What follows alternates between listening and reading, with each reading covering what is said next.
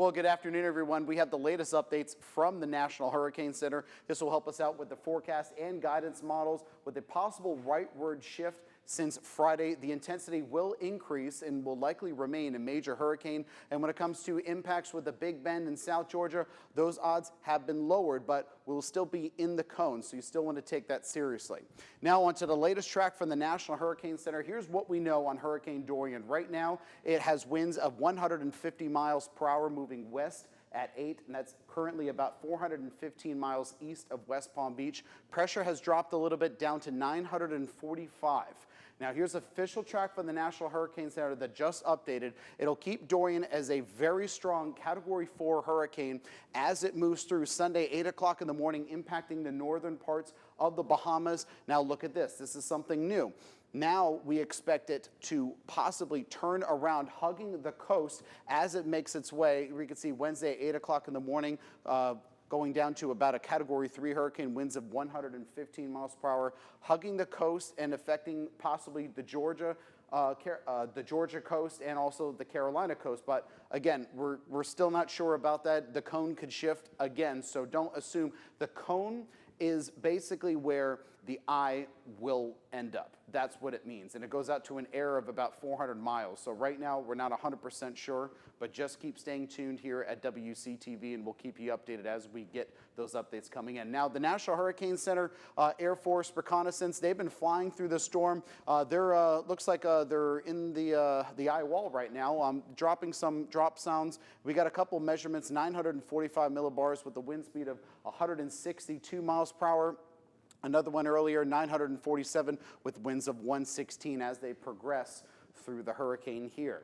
Now, in the enhanced infrared satellite imagery, you can see here the cloud tops here, very tall here, and you can see it's getting its act together here. This is a textbook style hurricane based on just the strength and also the concentration as this convection is cooking up. And it's cooking up so much that it's actually pushing out a high pressure system behind it. That's just the strength into the system here. The eye just appeared overnight.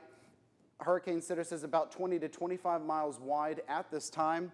Now again, the eyes and their size does not have anything to do with the intensity of the hurricane. Sometimes you'll have hurricanes make landfall and they'll have bigger eyes or smaller eyes. It has nothing to do with it here.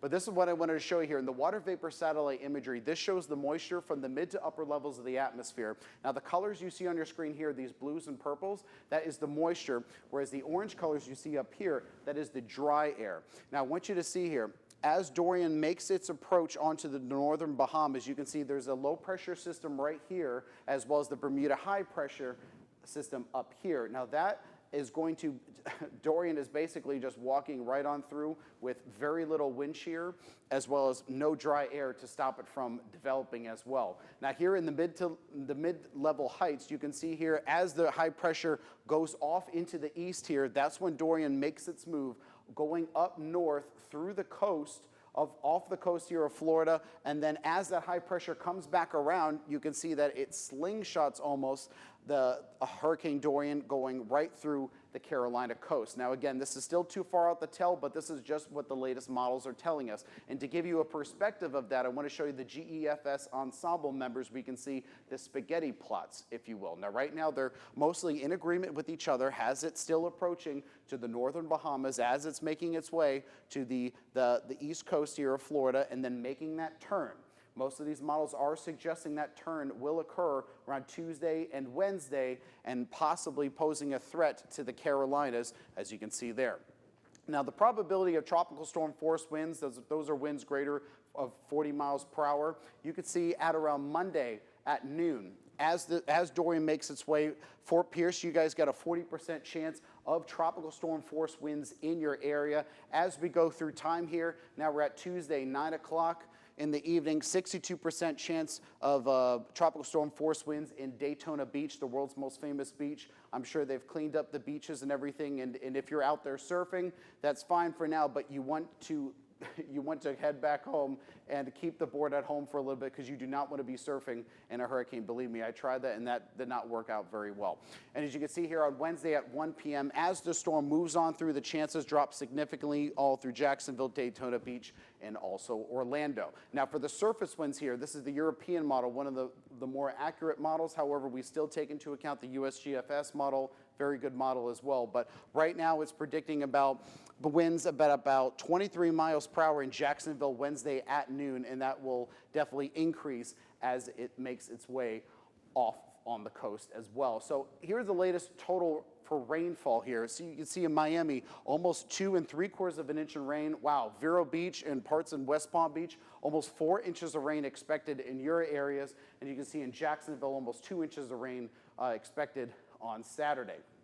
Now let's take it back home here to the Big Bend. Right now we're looking at current temperatures into the mid to upper 80s. Right now it's 85 degrees in Quincy, 88 in Bainbridge, 86 in Thomasville, and 88 degrees in Tallahassee. Now again, looking at the water vapor here, you can see that dry air I was talking to you about earlier. Now as Dorian makes its way and does that slingshot up, it's actually going to be bringing in drier air. So our rain chances will actually decrease as this is happening. A little good to this situation that's happening.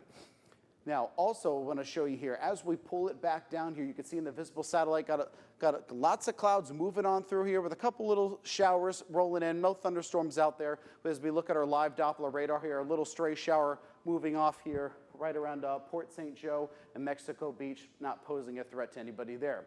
Now in the futurecast, this is the stationary front, and behind the stationary front is that drier air. And as you can see, as Dorian makes its way on through, the rain chances will remain. However, once Dorian leaves, that's when the rain chances will decrease when that drier air moves in.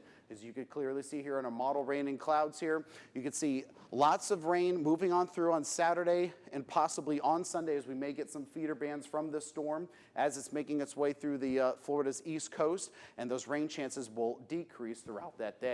Now, for this afternoon, we're expecting temperatures from about the upper 80s, to the lower 90s with partly cloudy skies, showers and storms. We're going to keep those rain chances at about 50%. And in your atmospheric moisture, this is what I wanted to show you. So as Dorian makes its way, again, off through the east coast and off to the Carolinas, that's when that drier air, that's the blue color you see on your screen here, as it makes its way in, bringing down those rain chances. Now, if you're going to the beach today, it's actually it's a nice day for the beach today, but we got moderate risk of rip currents in our area, UV index at 9, rain chances holding at 40%, inland waters there about 3 feet. Now in your extended forecast from WCTV, as we go into the work week here, we're still going to be monitoring Dorian, possibly on Tuesday, Wednesday, and Thursday, with high temperatures from the low to mid 90s.